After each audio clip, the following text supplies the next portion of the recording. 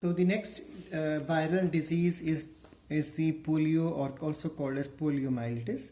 Causal organism of polio is enterovirus, which is also called as poliovirus, also called as picornavirus, and transmission occurs with the help of contaminated food and water.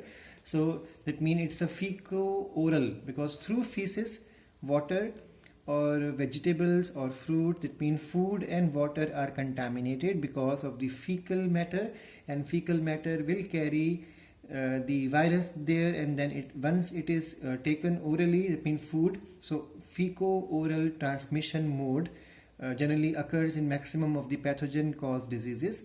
Incubation period is 7 to 14 days, and it infects the nervous system and causes inflammation of the nervous system.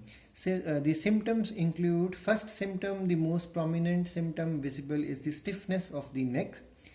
And treatment of polio. Now polio vaccines are of two types. One vaccine is Salk vaccine, which is injectable, so injection is given.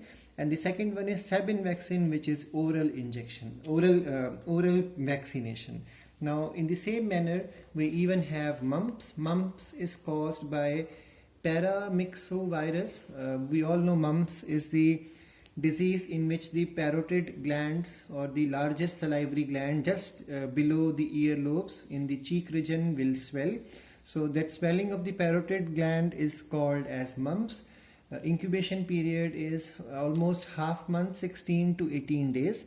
And swine flu is caused by H1N1 virus, and avian flu is caused by H5N1 virus. Now in the same manner we have chickenpox. Chickenpox is caused by varicella zoster. Its transmission occurs because of the droplets which are airborne of a person who is infected if he sneezes or coughs. Then incubation period is 14 to 21 days, and its symptoms include fever, rashes, and remember these rashes will later change into pustules, and these pustules will then become dry scab and they will be shed. You all know in chickenpox, smallpox, dots will develop on the face. So, but remember one more thing, that smallpox has already finished now because it has been eradicated successfully by vaccination. Smallpox used to happen because of variola virus, and its incubation period was 12 days. The treatment of chickenpox is through the varicella vaccine. Next is influenza, which is also called as flu in common language. Please remember, AIDS and influenza virus are the most mutable type of viruses. So influenza is caused by orthomyxovirus, also called as the paramyxovirus, and the reason is both HIV and these viruses carry RNA, and RNA carrying organisms or viruses are the most mutable form, and that's why they change a lot. That's why there is no proper treatment even for them. So transmission occurs because of, again, same reason, droplets which are airborne, and it happens because of the sneezing or the coughing of an infected person next to a healthy person. Symptoms include sore throat, fever, and then there will be sneezing, body ache, which will be for 1 to 4 days. So if human body will recover after these days, but influenza can happen again. So there is no memory in the human body. We'll be learning about this memory concept later in this chapter, but how for many diseases human body has developed memory, so it fights very nicely and symptoms don't appear. But in such infections where memory is not there, even tetanus also, that's why body always have to fight, and every time there will be symptoms also. Now the last, remember HIV, AIDS will be learning later. So the last most important type of viral infection or disease is hepatitis. We all know hepatitis is the inflammation of liver, and there are various types of hepatitis. There are 5 different types of virus which causes hepatitis. There are other viruses also which are able to cause this, but remember the main one are these. There are many other reasons also for liver to be damaged.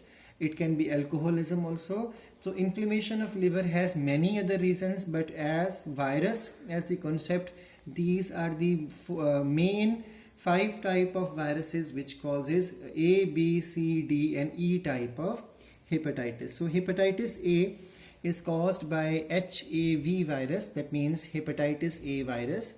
Remember, it is epidemic jaundice. So whenever there is flood, whenever there is a cloudburst or something of such type, disaster occurred natural, in that case water and food gets contaminated, and in such condition hepatitis A is very common. This virus is a single strand RNA virus. It does not have any envelope, so it's just a RNA, that's it. Its incubation is 2 to 6 weeks, and then for treatment IgM anti-HAV is provided. Hepatitis B is caused by HBV, hepatitis B virus.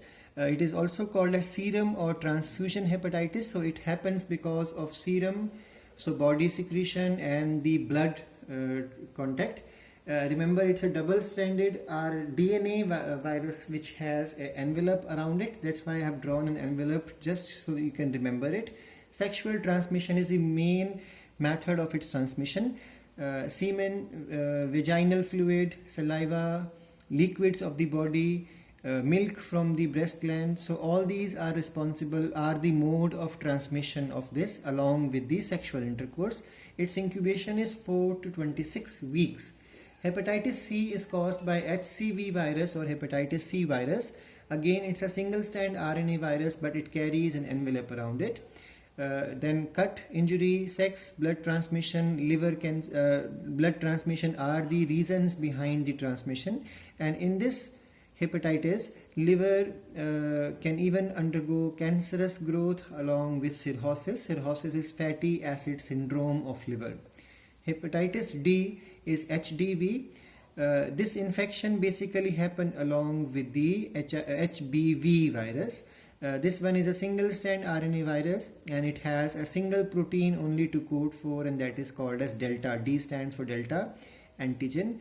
Hepatitis E is caused by hepatitis E virus, again a single strand RNA virus which easily spread through feco-oral transmission, that means from feces to the oral transmission, and its incubation period is 2 to 8 weeks. So in the next class we will start with the protozoan diseases, and let's see how much we could be able to finish.